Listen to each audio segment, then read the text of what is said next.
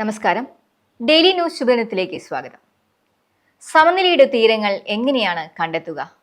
ഇന്നത്തെ ശുഭദിന ചിന്തയിലേക്ക്.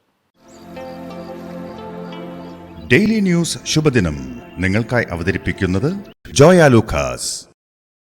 പൊന്നണിഞ്ഞ പ്രഭാതത്തിന്റെ അലകളിൽ നിറയുന്ന പുഞ്ചിരികൾ. അതെ, ഇന്ന് ആഘോഷമാണ്.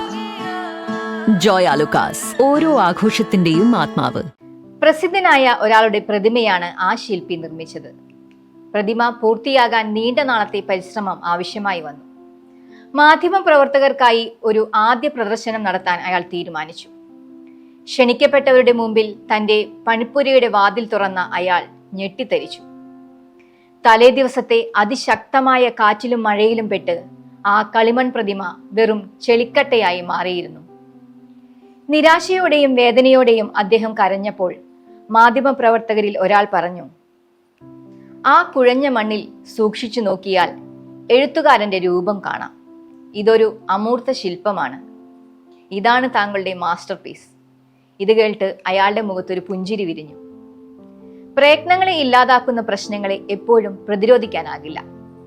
മുൻകൂട്ടി കാണാൻ കഴിയുന്ന പ്രശ്നങ്ങളെ മാത്രമാണ് മുൻകരുതലെടുത്ത് ചെറുക്കാനാകുക. അല്ലാത്തവ ഒരു നിമിഷം കൊണ്ട് തകർന്നു പോകും.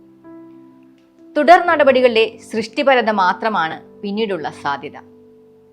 ഉയർച്ചയും തകർച്ചയും എപ്പോഴും സംഭവിക്കാം. ഉയരുമ്പോൾ അതിസ്വാഭാവികമായി ആനന്ദിക്കുകയോ തകരുമ്പോൾ അനാവശ്യമായി ആകുലപ്പെടുകയോ ചെയ്യുന്ന ശീലത്തിൽ നിന്നും പുറത്തു കടക്കാൻ ശ്രമിക്കാം. സമനിലയുടെ തീരങ്ങൾ സ്വയം കണ്ടെത്താം. ശുഭദിനം. ഡെയിലി ന്യൂസ് ശുഭദിനം നിങ്ങൾക്കായി അവതരിപ്പിക്കുന്നത് ജോയ ലൂക്കാസ്.